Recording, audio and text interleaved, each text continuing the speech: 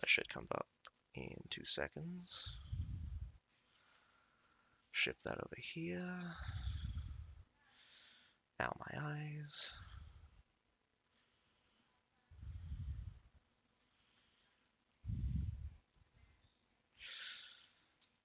Alrighty. Hello, ladies and gentlemen. Hope you guys are having a good day. But today, if you're watching me, I hope you guys are going to enjoy the show. We are going to be watching the finals of the CBL season of Paragon. Hang on, let me try that again. Oh, hi, Seth. Ugh.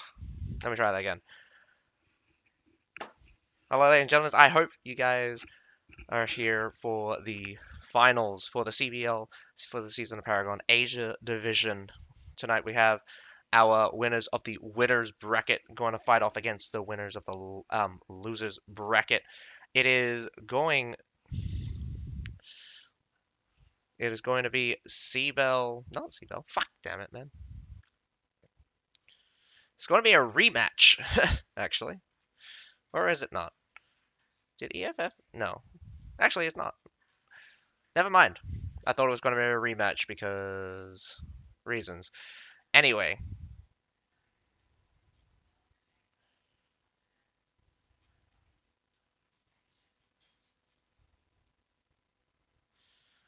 oh, they mucked up. They mucked up the. That's really hilarious. They mucked up the mucked up the winners of the brackets. But it should be EFFS from the finals of the winners bracket and TKT finals from the losers bracket. So it's a best of 7. The rules are a little bit cooler. Well, sorry, stranger. So for you guys that don't know, the winners of the winners bracket start off with 1 point. You need up to 4 points to win. So technically, it's a best of 7, although you'll never get a 7 match no matter how you go about it. So it's kind of like a best of 6, or better to call it first to 4. So basically, TKT has a task. I mean, like, TKT didn't lose directly against EFFS, but EFFS has beaten out every single team out from the winners bracket. So technically, they technically have a point on everyone. So, alrighty, the pointed map this season is very interesting. It is Angolia. Okay, so what this pointed map means is that there is no pick ban. It is a designated map. This happens twice. So what happens is that you have no pick bans, but they choose the map for you. And this time it is Angolia. I thought it was going to be La Gran Gloria, the map introduced um, in the season of Paragon. Unfortunately, no. Seems that I was wrong. It is going to be Angolia. Angolia, very, very difficult map, I would say. It is huge. Very many hard points, I would say, for the defenders to defend. Difficult for the attackers, mainly because the avenues to attack are actually extraordinarily limited and take extraordinarily long to rotate to. So they have to basically win outright or they have no chance in hell. Normally, what happens is A is given up in most cases. The B wall is normally fought for once, and then the defenders retreat inside, holds the broken wall and the front gate. Climbs are very possible to be done on Angolia, just very difficult, I would say. So Angolia is a very long map, going to be very difficult. Both sides will have to attack it at least once. So there's no pick ban for the first 2 matches. The other 4 matches are pick bans. So it's Angolia. We're going to see Angolia twice.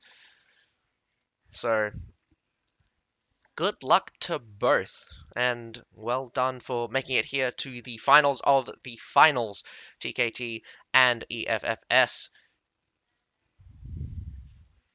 I hope you guys enjoy the commentary, and I hope we get a very good show. We have the best of the best here, and these guys have really fought for a long time. This is 3 months of fighting, and we have the first match underway. So let's have a look-see.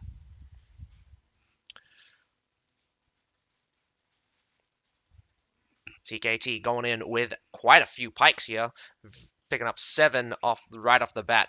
A few berserkers in the mix with Pearl Pike Guard. Halberdier is also coming out very interestingly.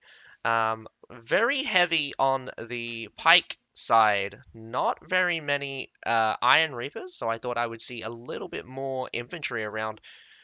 EFFS going in with more heavy infantry.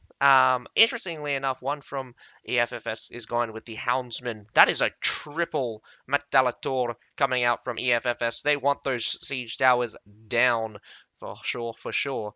Um, Nothing really else important. We got Berserkers. We got 2 Bastion Wildflames coming out from EFFS, and that back wall is going to be kind of huge for EFFS throwing down those balls. Um, it's a struggle. I honestly, it's going to be a real struggle. No matter who's attacking Mongolia, I feel pity for them because it is terrible. It is a nasty map where a good coordinated team can really shut you down. But hopefully we get to see something cool, something fascinating, and hope we get to see the best of the best. So still taking a look at those units. Some Royal Janissaries. There is enough on guard in there. Interestingly enough, Northern Lads Cavalry being chosen, actually still holding out. So as standard practice, all the siege weapons are, all the siege engines are being pushed, artillery being mounted, being shot at, and shooting at. The Pentagon in the center, pretty reminiscent of the Star Fort, that houses quite a few cauldrons, could definitely, as you can see, all of these siege towers immediately blasted, half health. EFFS gets a headshot by the looks of it, probably a ballista. Completely abandons the A point, pretty standard practice. No one really sticks around for the A point. You normally get trapped inside the A point because what happens is that if anyone's at the A point, everyone just goes to the B point. You shut the door on the guys on the A point, but again, in coordination of team, that would never actually happen. So the guys at the A would probably retreat before the B point gets captured, so they wouldn't be able to get pushed back inside. But they will lose superiority there on the B point. The reason why you go for the south point now is very cool that we have a supply point here on the outer wall. This is really important supply point as well. It also opens up a spawn point on top of the wall. Very important for attackers to get those reinforcements much faster. Yes, Mesame, this is a must-play map. It's the designated map, and it happens every finals. Best because it is first to four. The first one is always a designated map. The next set, so like sets of 2, will be pick ban. So there'll be 2 sets of pick ban after the Angolia. So Angolia, we'll get to see these twice, and it truly is a massive map. Like, it is massive. Like, not only is it massive, it's also a very long map. It's one of the only maps that have up to 5 points. That even Constantinopolis only has 3 points. A, B, and C. So one of the few, if not only map with 4 points. I can't really think off the top of my head what other maps have for 5 points. Sorry. So definitely get a lot of extra time. I mean, grab the A points, I think you get 3 minutes. And grab the B point, C point, and D point, you get about 3 minutes. So this will be second generation siege towers. They do grab the A point, very standard, since EFFS did abandon it. This is, I haven't seen before, ballistas being placed on the Pentagon, shooting up towards that B point section. Not really very much pressure on that side anyway, so I'm really skeptical on how effective those can be. On technicality, yes, but um, on technicality, yes, actually. You have the A, you have the B, you have the C, but you have a harbor point, which um, which does give you time, does technically count. So you are right. Heilongfjord, um, Heilongfjord does count. So we have a couple of climbers here. This guy's going to die. TKT loses two guys for this climb. Not sure what they were thinking of, what they were expecting. The speed point will be held very tightly. I'm surprised that they haven't pushed the A battering ram. The A battering ram, although it's like no one wants to go through the front gate, it is hell to go through the front gate. You really want to open up your avenues just in case, because even if the front gate is basically a suicide push, um, directions of reinforcements is quite important. So this is going to be third generation siege towers. These siege towers take around about 2 minutes to get to the wall, maybe a minute and a half. Respawn timers on these guys also 30 seconds from when they're destroyed. They're pretty nasty. Bringing along three Metallators, and I'm pretty sure they've used up quite a bit of Cauldron. It's going to be difficult, very, very difficult, for TKT to really gain an advantage here. They're just going to take a lot of damage as they kind of wait around for a siege tower to get up.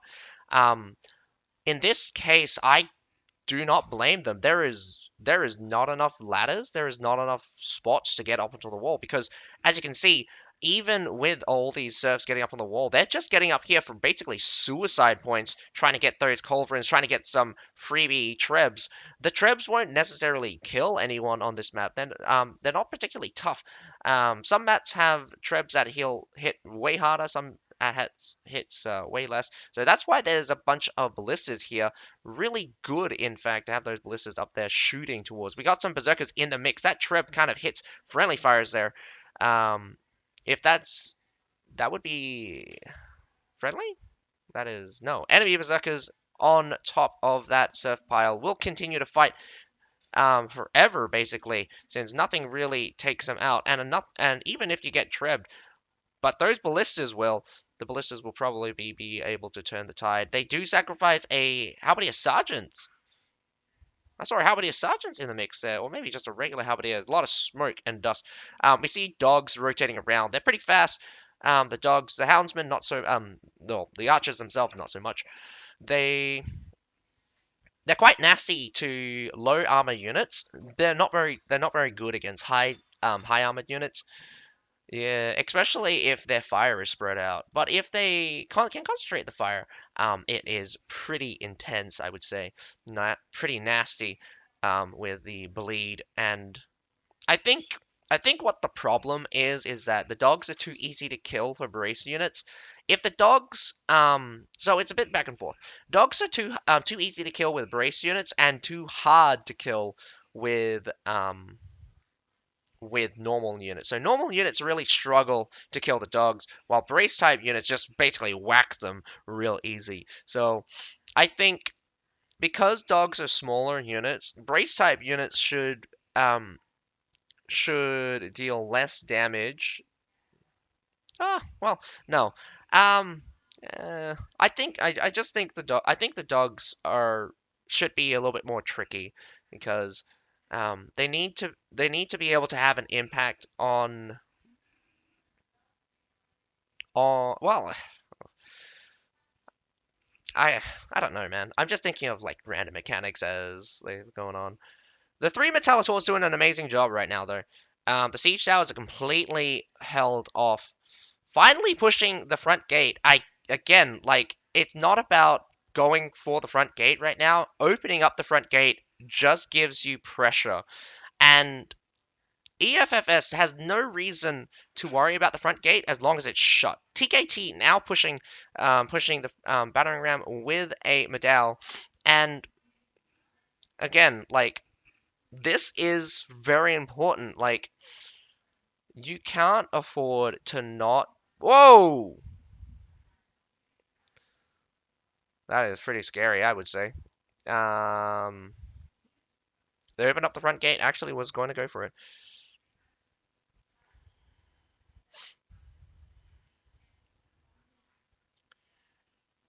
So we could get a complete stall out. Again, TKT cannot make a bad move here. They have to take the B-side wall in one go because the next set of wall is still very tough. But Angolia is the map that pretty much made Siege Towers get buffed. Berserkers get absolutely hammered as Iron Reapers follow up secondary. It's just a slaughterfest up here. It's not even worth. You would need to have maybe 5, maybe 6 ballistas in order to make those trades worth it. You lost a Berserker, you lost a Iron Reaper.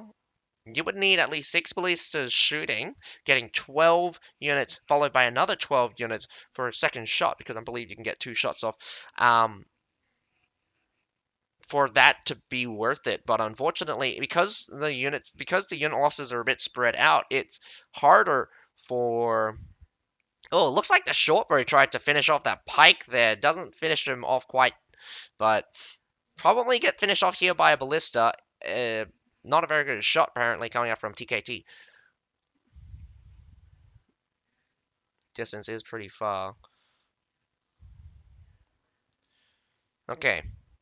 I believe now is going to clock on to the point where they've run out of culverins to put down.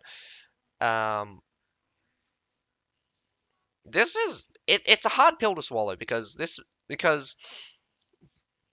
a lot of things going against Angolia. First of all, Angolia has the siege towers that don't let you stand on the top. If Angolia allowed you to stand on the top, all of the siege towers should basically have a roof you should be able to stand on top of.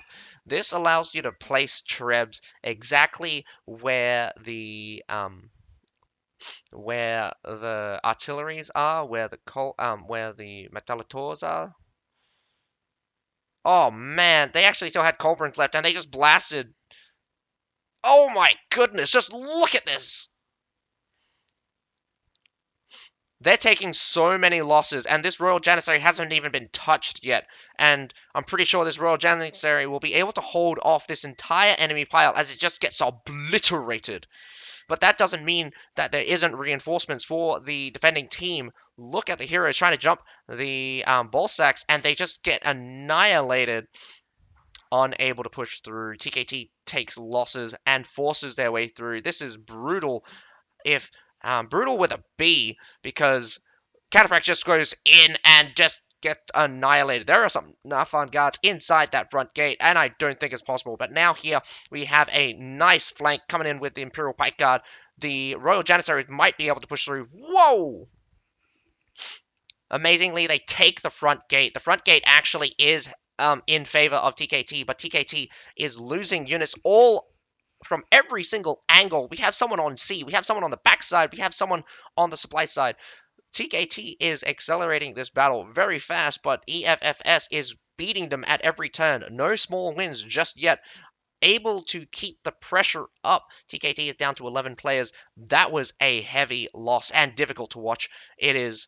TKT is keeping the front gate open. They have to. And here comes some Winged Hussars. Might be able to clear up the B point. Again, this is where they need to push, push, push, push, push. The C point has no pressure on it right now. We have the B point going to be opened up by cavalry as more TKT players rush through. One short sword holds back that supply point, unable to get some new units back. EFFS actually chooses to retreat. Probably gonna lose these Medaus here as they move back to the front gate. The losses are extraordinarily heavy. TKT doing their absolute best, I would say.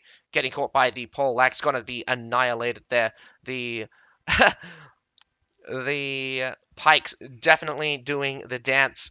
I really don't like the dance. It's just Pike's really difficult to deal with as it is, and it clocks down to 0. Oh man. Good effort, good effort. I do not blame you for the loss here, TKT. This is a very terrible map to face. It is difficult, and the kind of pressure coming out from EFFS was insurmountable. I think at the very end when you just started to push pressure, when you started to get those siege towers up, but it was too little, too late. Time is of the essence. Able to use a lot of resources to suppress those towers, looking very good. The hero kill is also very good. The unit kill is not very high, although the match didn't really have very many decisive battles. We do have one person coming out from TKT with over 700 unit score, unit kill score. It's still to be seen. Whoa! I just realized someone from TKT actually permadeath before the end of that. Actually, quite impressive to die a second time. Um, I do believe that people did go orc up onto that wall. I think it's difficult to say whether or not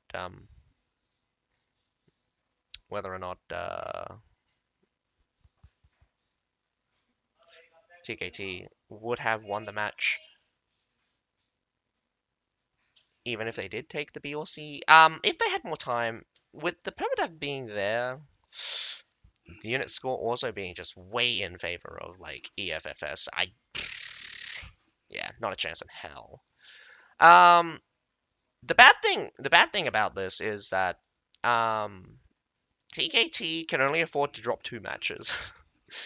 TKT already lost 1 match. If they lose another match, oh wait, hang on. Oh no, 3 matches. So, the fastest that EFFS can win is losing 3 matches. I mean, is winning 3 matches. TKT needs to win 4 matches. So yeah, definitely a dumb map. The thing is that the only reason Angolia probably has a 50-50 in normal sieges is because teams aren't coordinated. There are very peculiar maps where a good coordinated team can just shut out any attackers.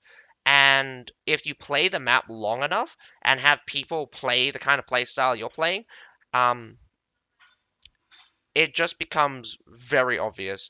One other map that was extraordinarily obvious was Great Wall, and Great Wall hasn't like we haven't seen Great Wall in like forever as in a PvP map, but um, there's also Valley Fortress. Valley Fortress is such a biased map now because people have finally learned to play with their teams, and it's just people just eventually getting it. Like there's there's a narrow play style eventually, and you have to introduce new maps to break up those play styles, but it returns again and again and again. There's optimal play styles, but you need to add in maps that have variation. A little bit of variation allows for different strategies to be deployed and keeps people guessing. Angolia is just a map that has very few play styles you can play. It's like you play on the first wall, you play on the secondary wall, you play for A. They are they are very peculiar or very extraordinarily biased. Like you get enough people to defend A is untouchable. You get enough people to defend the secondary wall. Oh, well, you get enough people to defend the first wall. Sorry, it's untouchable. You get enough people patrolling the last wall, basically untouchable. Like if only the front gate was open in the secondary wall, everyone just stacks the front gate. It's also the same reason why even if the front gate and the broken wall is open, you just stack either side of that. The moment the enemy comes out, you just squash them. It's a really stupid map. It's it's not fun for either side, I would say. It's really dumb that they would choose this map as a pointed map. It's the same reason why I never liked River. It's such a terrible map for anyone playing on it. Um it pigeonholes the players into a very peculiar, very peculiar play style, and it's just not fun to watch either because it's super predictable, like super predictable.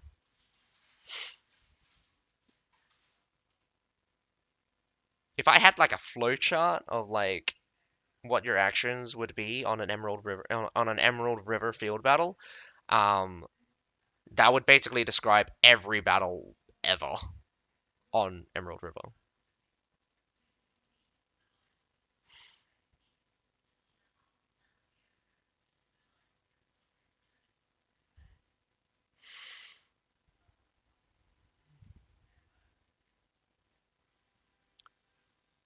All right, we're going on.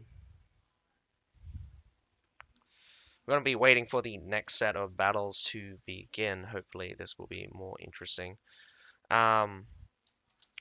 When we get to the pick ban stage, I do believe it will open up in terms of um, eliminating the map bias because again, Angolia on a against a coordinated team, I don't think anyone could really take it, not without heavy losses. Angolia is a map where I'm just like, against a coordinated team, even if you had 20 players, I think 15 players could still hold it. That's the kind of map I think Angolia is. Wow, what is that? Men at Arms? That's not even Expedition Knights. Those are no. Are those Expedition Knights? Those are probably Expedition Knights. Those are probably we got Halberdier Sergeants. We have a sword unit, and I can't recognize it for the life of me because I haven't seen the symbol in a while. Um, Gotta really shaping up on that. We have some Bastion Wild Flames coming out from both the attackers and the defenders. There's only one Metallitor coming out from TKT. TKT going in with only one Metallitor means that they're going to come in with subpar suppression of those siege towers. I mean, if you want perfect suppression, you could go for 4, but that's a bit overkill, I would say. But nevertheless, you have massive advantage with that secondary wall, with the first wall, secondary wall, and also like pigeonholed on front gate. It's so difficult, I would say, to how to say imagine imagine taking this map in any short order.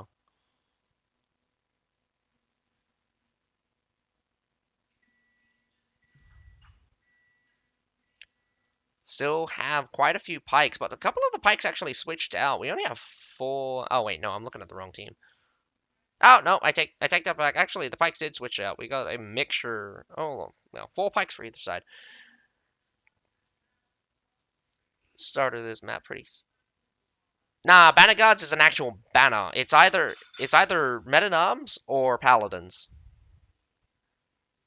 Yeah. Like it's either men at arms or paladins. I just can't for the life of me remember what the men at arm icon looks like. I mean, it's cheap. Don't get me wrong. They like men at arms are really cheap right now. They made men at arms super cheap. So I get it if you're going with something like that, but it's like for the life of me, why?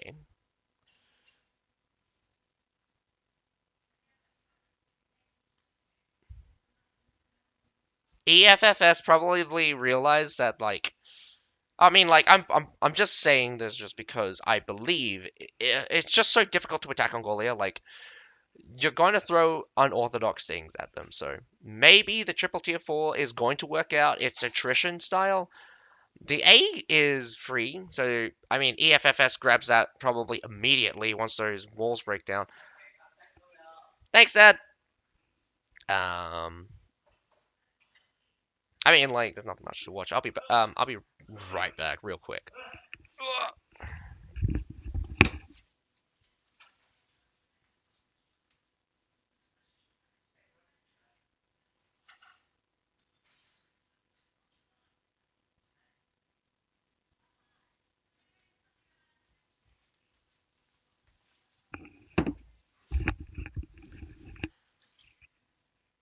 They are destroying the towers, just not very fast.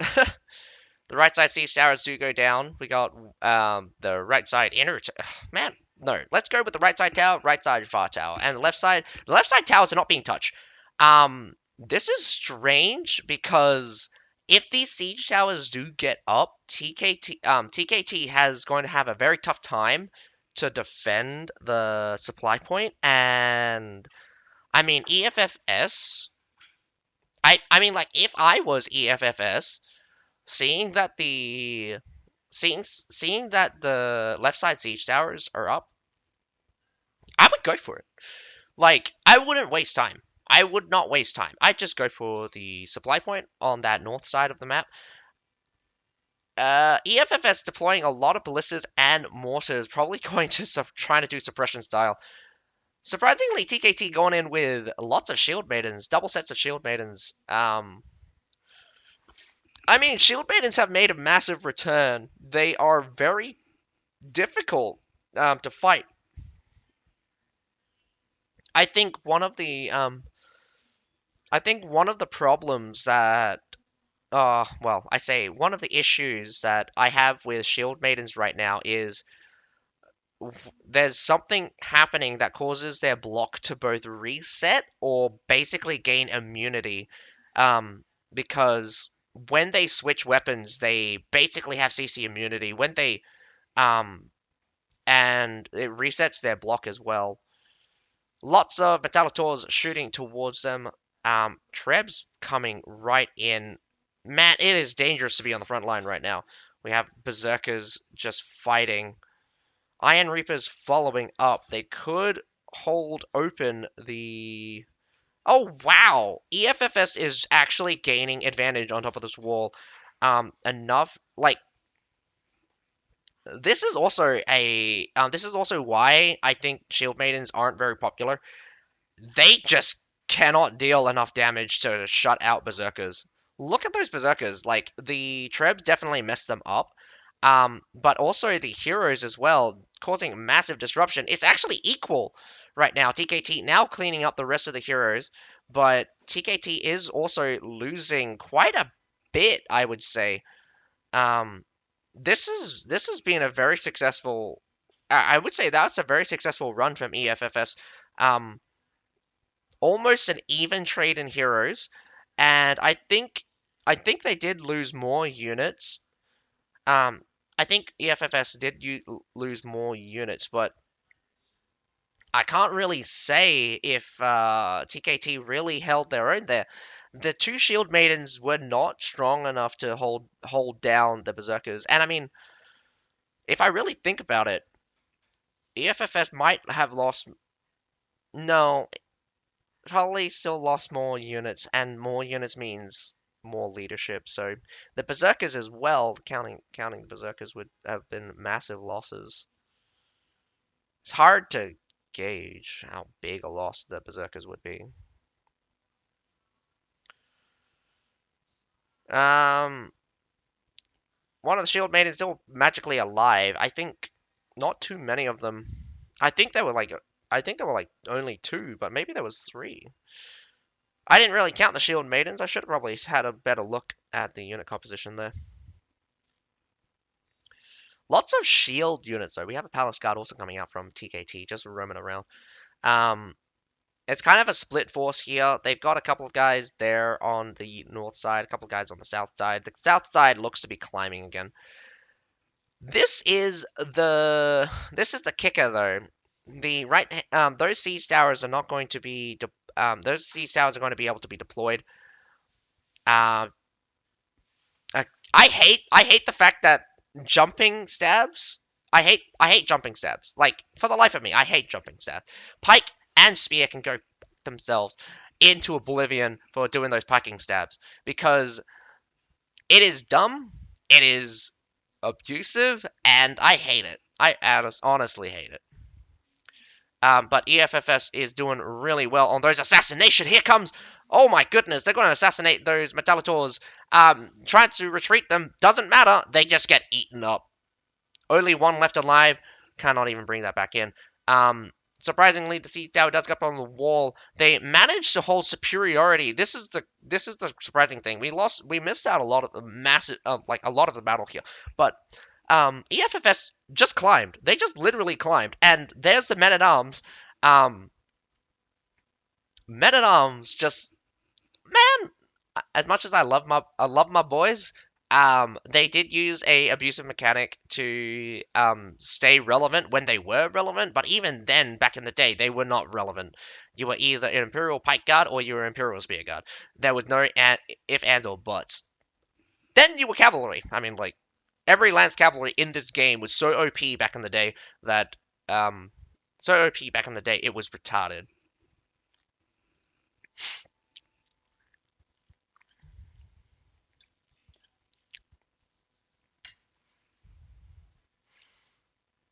So quick climb here.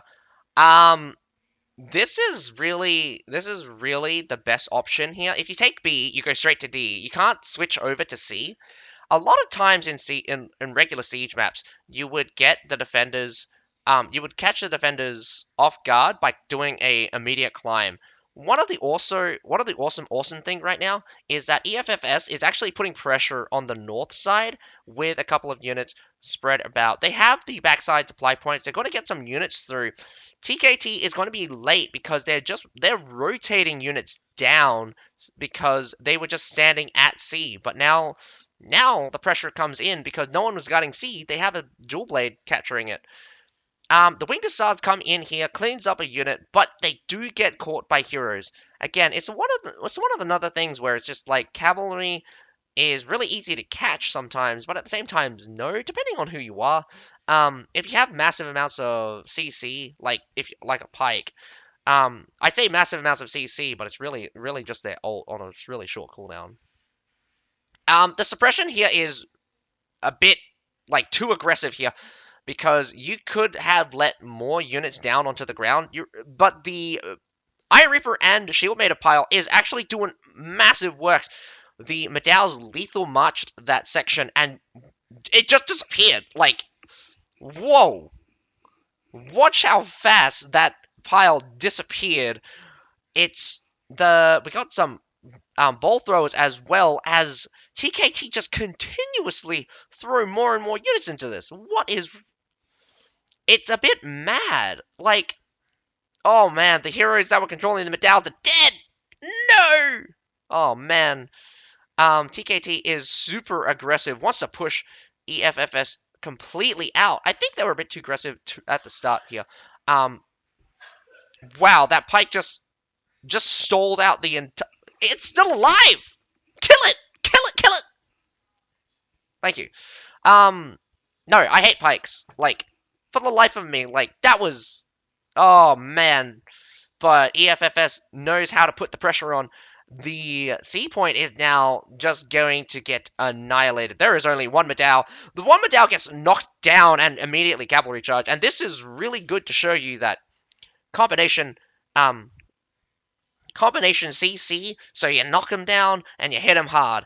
Doesn't matter if it's a cavalry. The fact that it was a cavalry is just a bonus points. I still think cavalry is just completely just busted because no matter how you look at it, cavalry will always be able to outperform every other unit because of how powerful some of their abilities are. Not to mention, like, Tundra humans in particular have patrol, which just, like, if you're coming up against other cavalry and they don't have charge, you basically beat them. Like, it's so easy to beat other cavalry that don't have charge. If you go for a charge contest, it's kind of in the middle of the pile. Tundra humans don't particularly perform charge any better than their original counterpart, which is the human lancers. But again, we have a push towards the base point now. So what's interesting here is that both sides have lost pretty much even amount. Like, the unit deficit has not changed much. It's a bit of back and forth. We have a couple of serfs coming up from both sides, but we still have high tier units. What's also important here is the ranged units. We have Metallic Doors, we have the Bastion Wild Flames, Zikillian? Oh man. I'll have to get used to the other names eventually. I'll have to get used to the other names eventually. Also, like, I could call Metallators and Valkynetti Gunners reverse all the time. Interestingly enough, you had how many sergeants go in for the mix there? So it was just like Why? I mean, like, it's fine. They're not particularly very tanky, so they don't really trade very well. Um, how many sergeants that is? What's interesting here is that TKT is now out of position. They've gone too far into the enemy pile, and they're just getting blasted by the Falconetti gunners. Completely outnumbered here on the base point. TKT is going to actually lose Angolia, but oh, maybe not. Cataphract. There is so much Cataphract on the field, just melting that left-hand side, coming in from on the side for the right-hand side, coming in from the front as well. The cavalry pile, actually counter cavalry. Now we have an infantry pile with Fortibrushers and Imperial Pikes coming up onto this Medal pile. Could be good if they can get the Medals all in a good spot. But Cataphract coming in from behind cleans up massive, massive on the EFFS side. This is not looking good for TKT. TKT losing out really hard, but EFFS here keeping the pressure. Again, ranged units on this final point is super, super good, and EFFS keeping their position using those Balconetti gunners and the Bastion Wild Flames to their advantage is just not good for TKT to take an aggressive stance there. They should have just survived the shelling and wasted a lot of time just getting shot at. The fact that they started to fight the battle means that they accelerated to the point where they were caught out of position and now getting completely annihilated. Don't need any more. Don't need any more time. Cataphracts actually just comes out of the enemies, comes out of the spawn. We have winged. Okay, so what's really important here is that you can still spawn outside, outside because they changed how Angolia spawns. You no longer hold up inside the inner castle, which is again really cool spot. But like, imagine if you were the attackers and had to go inside there. That would be impossible. You can spawn outside on the left hand, like from our view behind us. Actually, we have Imperial Pike March coming in, and it is a desperate Imperial Pike March as it's just literally just serfs being thrown at the enemy. TKT and EFFS has just basically given up on the units and just gone for killing each other. And surprisingly, it is even. Both sides are really, really good at killing each other, or at least have equal PvP skills at the present time. But EFFS is definitely a step higher in terms of strategy. TKT cannot keep pace with EFFS. EFFS is again keeping the ball rolling. The losses on TKT also super high right now. 150. You saw that 150 extra units dead. Um, they cannot afford to drop D because like if it comes down to a battle of attrition, I think there's slightly more higher tier units on EFFS side. The Cataphracts here needs to be taken out. They do have Halberdiers here might be able to do it. Oh, but the Winged Hussars comes through. Oh, yes. Chops off the head of those Cataphracts. The point here is, but a second Cataphract did come through. Unfortunately, they could, like, one Winged Hussar could catch any number of cavalry because, like, only Winged Hussars can challenge another Winged Hussar into a charge-off contest. No number of Cataphracts will be able to survive a Winged Hussar charge. I mean, like that. Given that this is in CBL condition, if you have that 40% charge, like damage resistance while charging, Cataphracts can actually survive the cavalry charge and actually deal a little bit of damage to them. Also, historically, monastic knights don't get stunned by the winged hussars if they're just walking around. So it's really funny because like if you just have monastic knights and you just walk them through winged hussars, the monastic knights will actually kill the winged hussars. Also has to do with formation and stuff. Monastic knights will normally just be able to go through the thinner parts of the winged hussars and just survive. But very unfortunate for TKT, unable to hold the base point. We did have 3 permadeath from EFF. Oh, 4 permadeath from EFFS. Heavy losses, not unexpected. Those short swords really, really sacrificing themselves to create openings. It's just one thing to be expected on this kind of map. I do think the pikes on the higher end were the clinch, the cataprax, the cavalry users. Those guys that comes in for the shock and awe really have the biggest impact, but the easiest job, I would say. TKT not doing too bad themselves. They fought tooth and nail for that Mongolia. Unfortunately, they were unable to hold Mongolia. This means that EFFS needs only one more point to win the title of champion. But TKT still has a chance. They'll need to win the next 4 battles back to back. Cannot really drop a match now. TKT, I wish you luck, but nevertheless, EFFS is pretty much the better team, in my opinion. TKT definitely coming up short when we come and look at some of the permadeath. We have 1, 2, 3, 4, 5, 6, 7 permadeath. About half the team from TKT permadeath by the end of that. And you have to also remember the D point was not captured, so if they needed more time, they could split the pressure. It's pretty hard, I would say, pretty hard for anyone to um, accept the kind of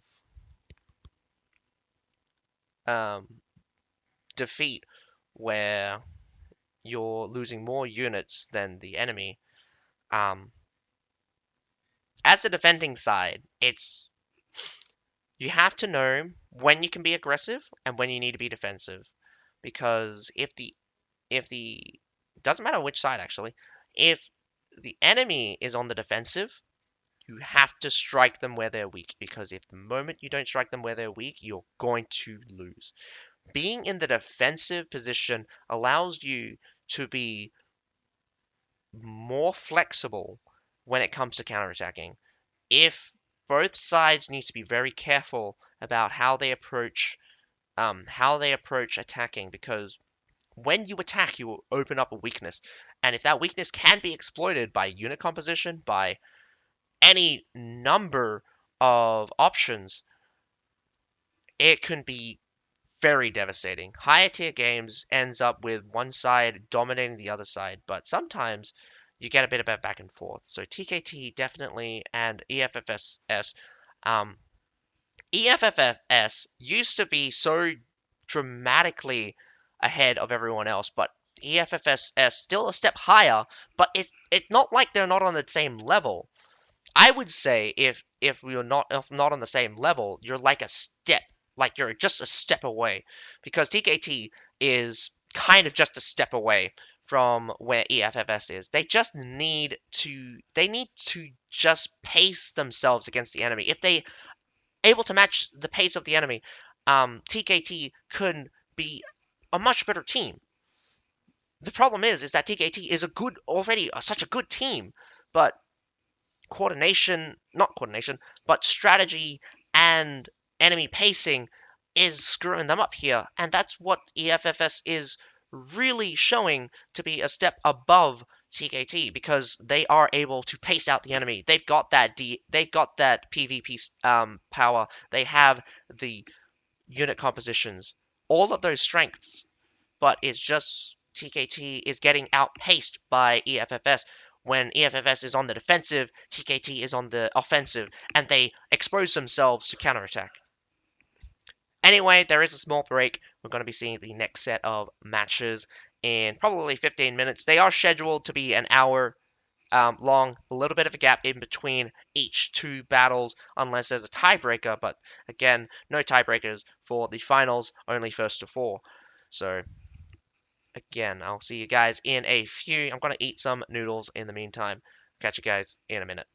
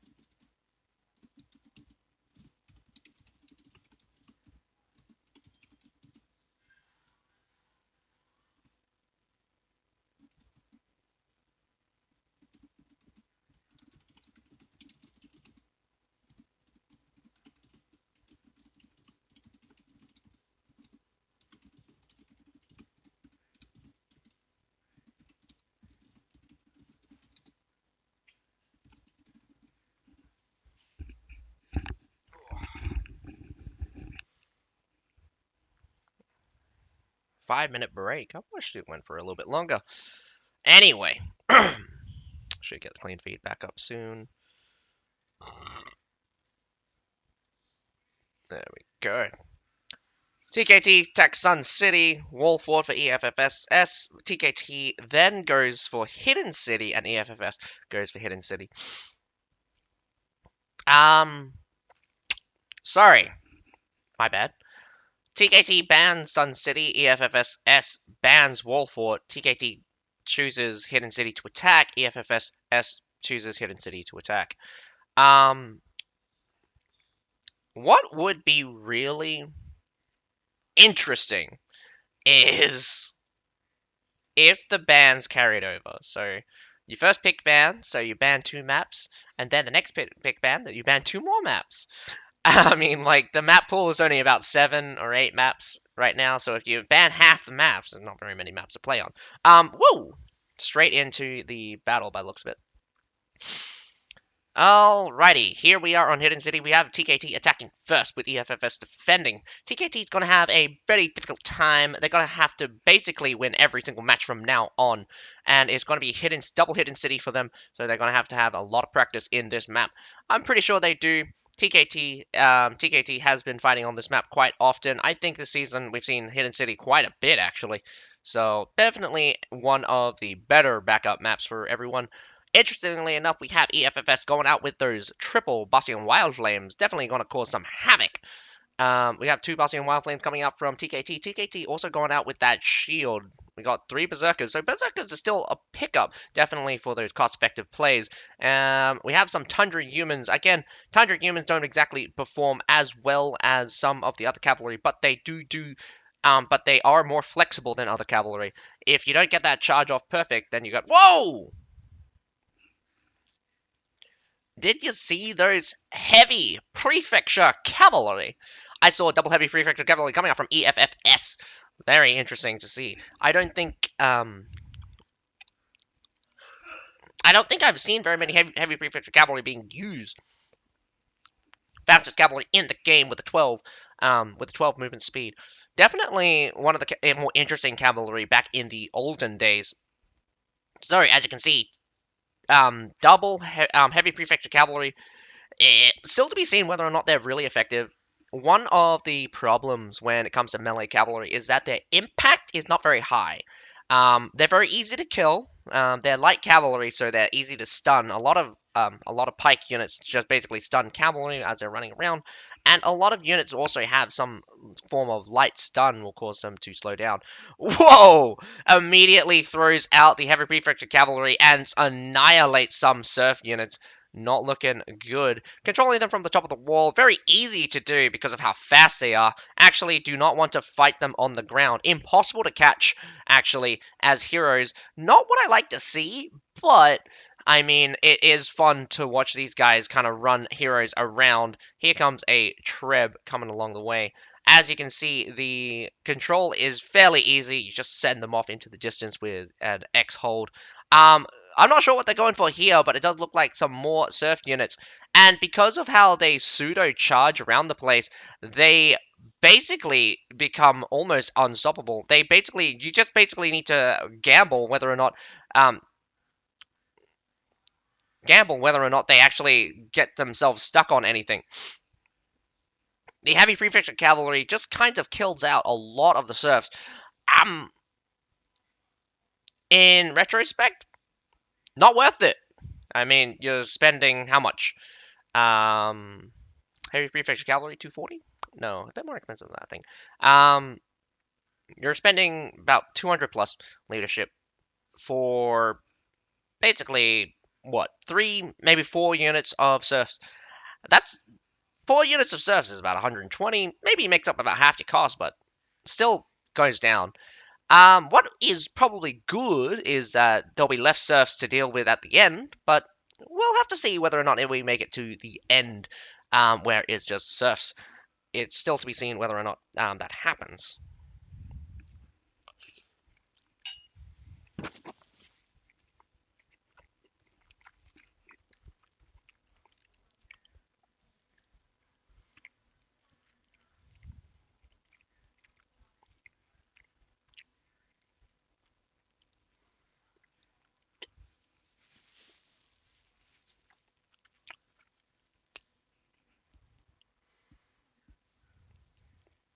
I will be attempting to eat during the quiet periods, mainly because my dinner is here. I was meant to be eating. Well, not meant to be eating, but it is around my dinner time, so sorry about that if it interferes or annoys you in any kinds of way or form. Um, this is a really good thing to point out is that having lower tier units like prefecture guards kind of patrol the wall is actually really worth it because you would rather those things get treb than higher tier units because retrospect, like you probably don't realize this, with the increase in basic health for a lot of infantry units, you can take a treb and not die. Um, so berserkers are pretty much one of the best patrol units in the game. Like, wow, simultaneous wall climb and a push through the front gate. TKT gets hammered though as it comes through the front gate with ball sacks and Bastion Wild Flames loses out a hero. TKT probably takes a bad exchange here. It does look pretty bad, actually.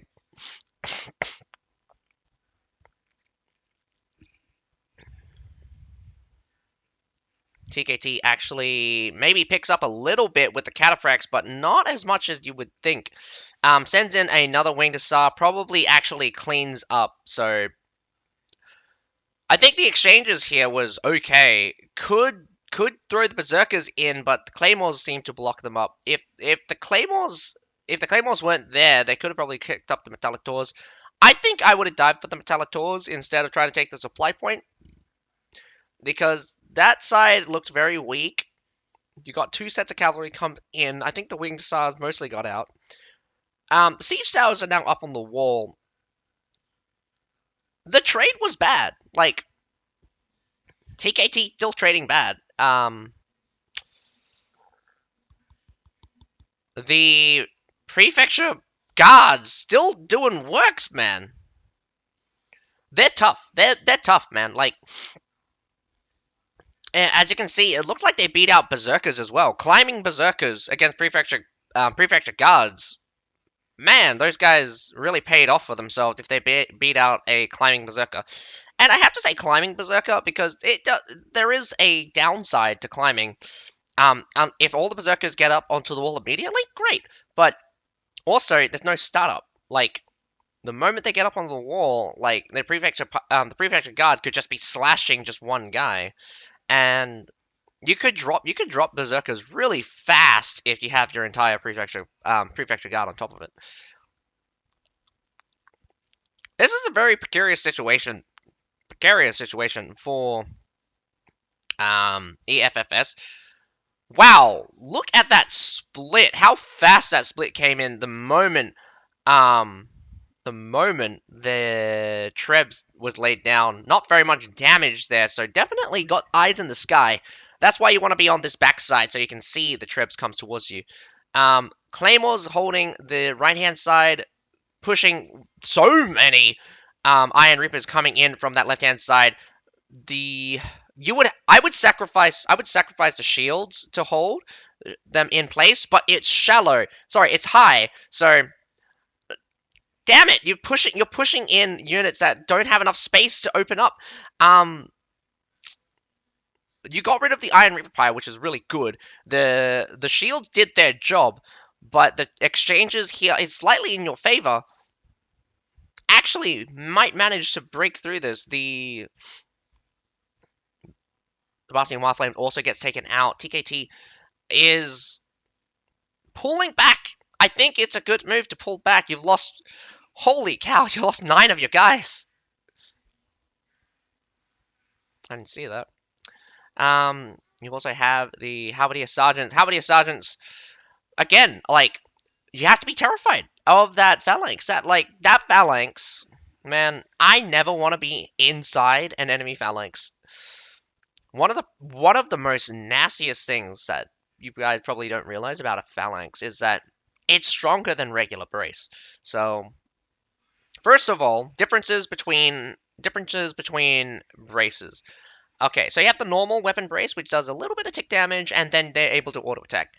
Phalanx does about double the tick damage and still auto attacks. That is really powerful. Medal Brace is a little bit different because they don't have the tick damage. Instead, they just have the stab. But they still have the weapon brace property where if the unit is moving, they take bonus damage. And I'm not even. I can't even tell you what's happening. All I see is some Royal Janissary skills going off, some Shield Maidens trying to push through, lots of bracing Medals apparently surviving, and Royal Janissaries walks back in. I think the Royal Janissary. There was a bunch of Royal Janissaries that got clocked out just there. We got Rattan Pikemen, we got some Medals on the left-hand side, still holding very strong, but the attrition from both sides just looked very terrible. But TKT does win out yet again, slightly up one more time, but the hero count is, oh no, in favor of TKT here. So need to just keep those hero counts up. The Shield Maiden's doing very well. I think they just cleaned up there on the left-hand side. They're getting cleaned up on the backhand side, so they are not having very good reinforcement style coming in. TKT might take the wall here, but it was fierce. The battle was fierce here on the wall of Hidden City. EFFS loses the supply point, but might be able to take it back with EFFS going straight for that supply point right now. Claymores on towards the A point. I do not believe this short sword is going to live for very long. The other short sword books it as he realizes his death would be meaningless, but they do pick up the supply point. I wouldn't be surprised if a couple of players are already clocked out. We have one permadeath from TKT, one permadeath from EFFS. Wow, these teams are absolutely going at it. Not very many units left indeed. More units dead than they're alive. Actually, a few players without units right now. That is pretty impressive, clocking out all the units like that. But some guys going out with a lot of units, so kind of hold them back. You really want to pace. Really want to pace the potential to be about the same, so that if your team goes through the same number of units each fight. That way you spread out the damage. If one person just loses all three of their units, that's very unlucky and definitely shouldn't happen in a coordinated team fight. If you have a guy that literally is the sucker 3 times in a row, you're definitely not doing a unit composition very correctly. That's why triple shield units is never really good, because triple shield units are never really good. Multiple units of the same inside the same person is never really a good strategy. But it also avoids situations where you just end up with too many of one unit type. Alright, TKT is on the ground, not wasting any time for, well, I take that back. Wasting a little bit of time for mortaring. They don't have much time, but, since the battle has clocked down to basically serfs, I wouldn't be surprised if this battle could be cleaned up very quickly. The Parthian Wild Flames will basically be nightmares for these low-tier units. They have no flame resistance, and they'll light on fire in an instant, and I don't think they're going to be able to stop cavalry either. We have some cavalry piles from either side, so really need to clock out those cavalries with counter-cavalry chargers would be good. Don't really need to worry too much about infantry piles, as the serf numbers are actually very close to each other. Ooh, TKT is in a bad situation as they get sandwiched from both hands side, but EFFS does lose a couple of heroes, but they might catch some heroes now. Oh, no! Here comes the Cataprax to clean up a couple of heroes. Wow, they are dropping fast. This is probably it for TKT. Lots of permadeath is probably coming out from TKT. I do not believe that. Well, maybe actually half of TKT is still alive, running away. We could get a situation where there's about 10 left, but at the same time, just living is already a difficult task. EFFS is hunting them down one by one.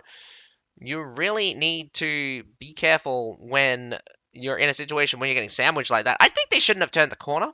I think the cavalry should have taken out the rear instead of taking the front. If the cavalry took out the rear, they could have wrapped around, and you could have consolidated the center there. The major problem now is spawn time. Spawn times is also 90 seconds on your second death, or 70 seconds on your second death. So it's got to be a while for a couple of guys to come back in, or maybe it's 40 seconds. And also another problem right now is that running straight in without preparation is just getting them dead. That I'm sorry, someone just run into the B point and he disappeared. I think he just changed somewhere. So again, Winged Stars going through. Surprisingly, it's slowly ticking towards TKT. I'm unsure whether or not EFFS can actually hold. We've got a lot of cavalry coming out from TKT, but EFFS is clocking down heroes and also surf units. No surf units out from the field from from EFFS. 25 seconds to go. Gonna capture the point here. 3 people need to stand on this for maximum time. It's best to have everyone standing on this point. But 3 people left from EFFS. I thought EFFS would have held this, but this is very surprising. If one of the heroes actually... No way!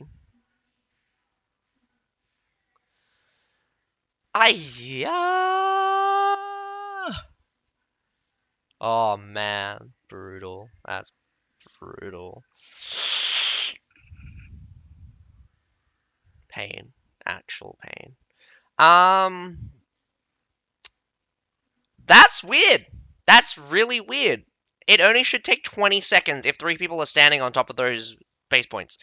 I don't know why it took long. I didn't see anyone stop them, and it should only take around about 20 seconds to capture those points, and oh man. Did I miscount? Did I man, I need an instant replay on that cap. Oh man. I feel sad for TKT. TKT could have would have won that if they captured that B point, but not enough time. What happened there? What happened? I'm pretty sure they had superiority. Takes about 20 seconds to capture the point. Maybe I'm wrong about how long it takes to capture a point. But again, EFFS winners, although by hair's breadth. Runner-up is TKT, and then I believe runner-up after that would be whoever lost to TKT in the losers bracket, CBL. So, EFFS is the champions for the season of Paragon. I can't say anything else about that. Realistically, they were the favorites to win. Was seeing that they were going to do it.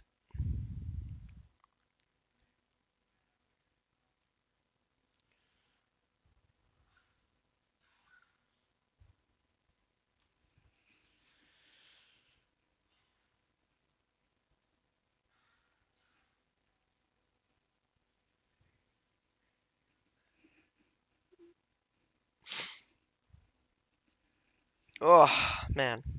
I'm going to listen to the developers just for a second.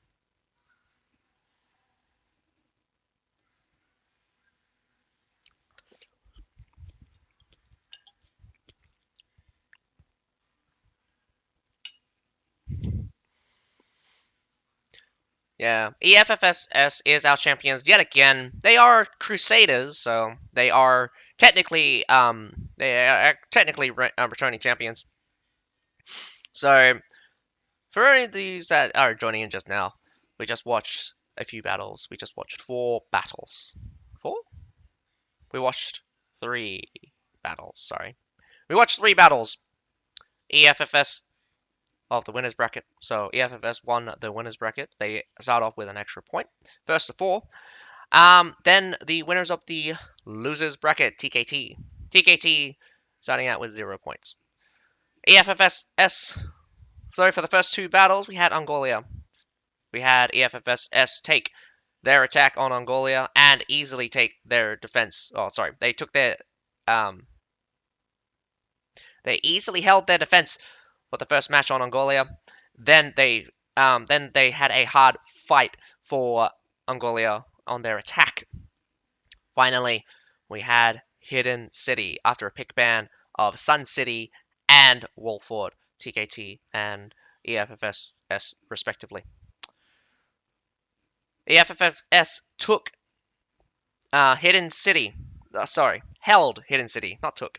Held Hidden City with a hair's breadth at the B point.